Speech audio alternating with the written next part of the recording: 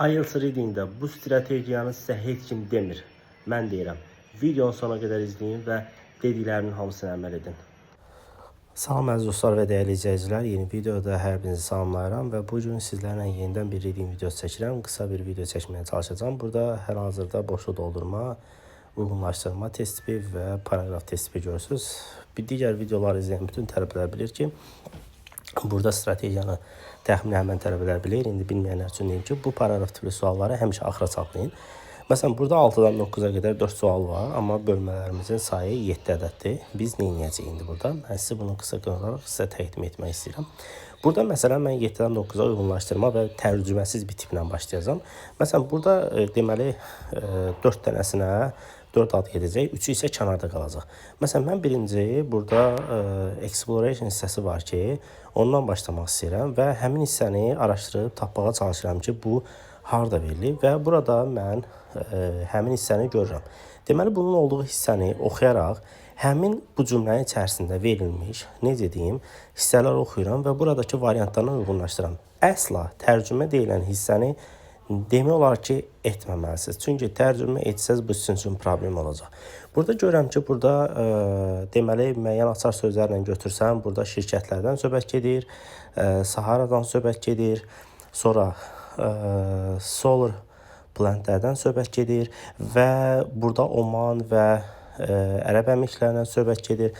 Mən baxıram ki, burada açar sözlərimiz deməli environmental məsələsidir, solar plant məsələsidir və Oman və bu əlbəttə ki, bu iki adı, Oman və United olan adı bizə müəyyən bir hissə ilə parafrazing edə bilər, eyni ad kimi verməyə bilər. Məsələn, mən baxıram ki, burada 6-cı sualdan bunu heç bir uyğunlaşdıra biləcəyimiz heç bir şey yoxdur. 7-də də proyektlər məsələsidir, bunu ümumiyyətlə görmək olmur. 8-də əslində construction və renewable energy söhbəti ümumiyyətlə görünmür.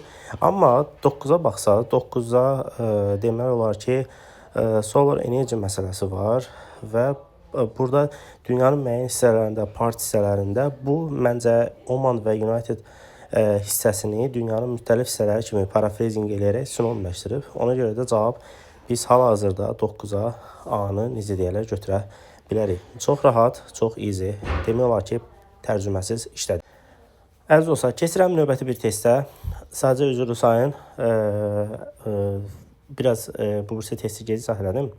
Düzdür, burada videoda avtomatikdir, amma dəqiq olaraq gec izah elədim. Çünki əlimdə işim olduğuna görə çox üzrlü sayın.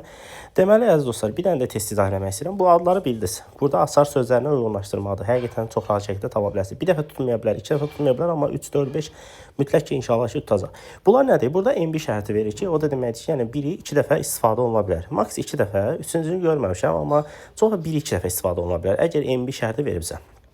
Məsələn, mən burada baxıram ki, A birinci mənə uyğun deyil. Çünki mən bunu tuta bilmirəm. Çünki bunu ən azından digər sualları işləmək lazımdır ki, tutaq. Amma təxmini olaraq tutmaq olsa, burada ikincidə estimate var. Mən estimate məsələsini görəndə bütün tələbələrə deyirəm. Rəqəm, hesablama olan hissələrə baxın. Burada kəmiyyət məsələsi var. Mən heç nə eləmirəm. A-da baxıram ki, burada 45 dərəcədə getdi. B-də baxıram ki, birinci hissədə estimate veribsə, çox vaxt burada calculate hissəsi var. Bundan sinonimləşdirəcək. Deməli, bunu bildim ki. Bunu bildimsə, mən avtomatik nə edirəm? Baxıram ki, görüm həqiqətən burada kəmiyyətlə bağlı nə var? Baxıram ki, burada 90.000, 15.000 kilometrdən söhbət gedir. Heç düşünmədən bura cavab olaraq mən B-ni götürürəm. Məsələn, burada baxıram ki, burada məsələn 3 mənə aydın deyil. Amma 4-cü sualına bağlı mən sizə bir fikir demək istəyirəm. Bu fikrimə də yaxşı qulaq asın. Burada həmişə suallarda deməli olar ki, mövzunun əsas məna verən hissəsi Sahara adındadır. Sahara ilə bağlı, nə bilim, ümumiyyətlə enerjidən söhbət gedir və s. və axır. Burada həmişə yadda saxlayın. Mövzunun əsas hissəsini qoyubsa və kiçik bir description istəyirsə bizdən, yəni kiçik bir, necə deyim, təsvir olunma hissəsi, deməli bu A variantında olacaq. 90% A variantı olacaq. Gəlin indi yoxlayaq. Heç mən buna baxmadan deyirəm. Yəni, səhv olsa biabır olduq. İnşallah ki, səhv olmaz. Gəlin görək, həqiqətən A variantı çıxacaq. Demək olar ki, çıxdı da. Baxaq 4-də A-dır. Düşünmədən o cavabı seçə bilərsiniz. Yəni, test eləmək çox da çətin deyil. Deməli, bu videonun aşağısında mən link yerləşdirəcəm.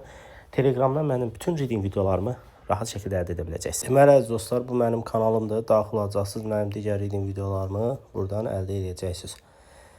Ümid edirəm ki, Bu videolar sizə həqiqətən də readingdə və digər seksionlarda da həmçinin kömək olacaq. Çox sağ olun, var olun.